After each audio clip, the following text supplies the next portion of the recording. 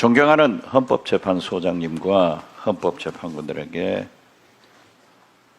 다시 한번 국민을 대표해서 존경의 말씀을 올립니다.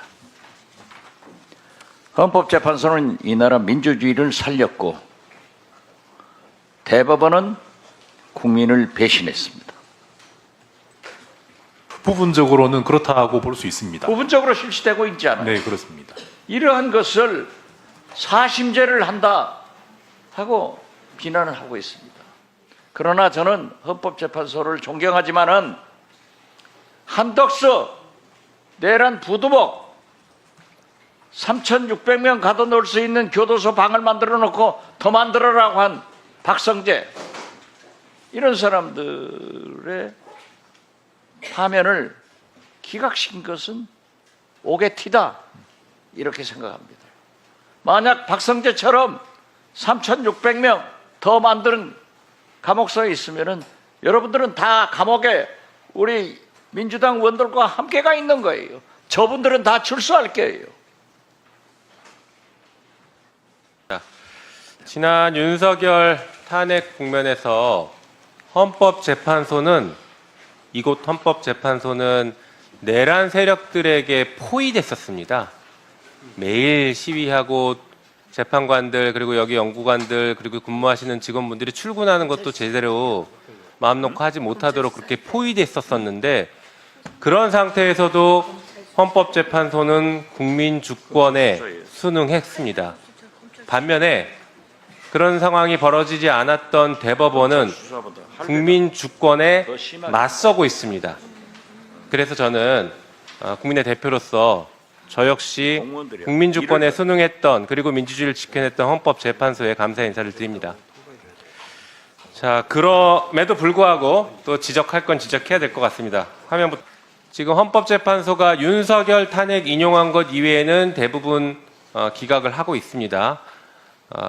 그런데 기각했던 사건들이 지금 어떻게 진행되는지 아십니까? 다음 보여주시죠.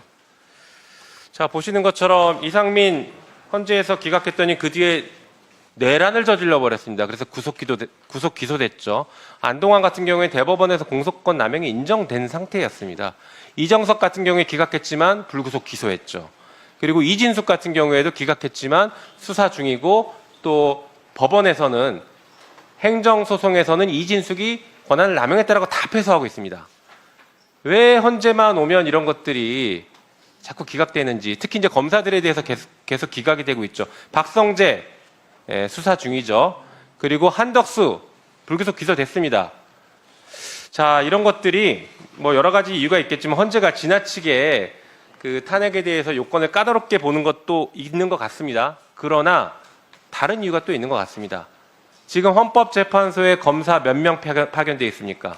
3명 파견되어져 있습니다. 그렇죠. 제가 지난 21대 국회에서, 그러니까 2020년 국정감사에서도 같은 문제를 지적했습니다. 헌법재판소에 검사가 파견되어 있다 보니 당시 헌법소원과 관련해서 형사사건, 검찰이 처분한 사건에 대해서 인용률이 낮을 수밖에 없는 것 아니냐, 그쪽 눈치를 볼 수밖에 없는 것 아니냐, 혹은 그쪽 당사자의 입장만 전달되는 거 아니냐라는 문제 제기를 했는데, 거기에 대해서 조치를 취하겠다고 하셨지만 아직까지 취해지지 않고 있습니다. 그러다 보니까 지금 검사 탄핵에 대해서 잘 아시는 것처럼 검사들이 집단 반발하고 있습니다. 예를 들면 뭐 부장검사들이 성명을 내고 차장검사들도 성명 발표를 했고, 평검사 200명은 반대 성명 발표하고 막 이랬습니다. 그리고 탄핵 대상 검사들을 지원하기 위해서 검사동호회에서는 변호사비까지 주려고 규칙을 개정하려고까지 했었습니다.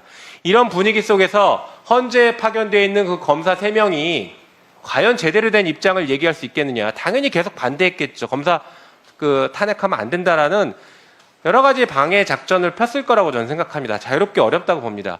그러니까 검사 파견 빨리 철회하시고 헌법재판소에 독자적인 판단을 하기 위한 구조를 만드셔야 될 것 같습니다.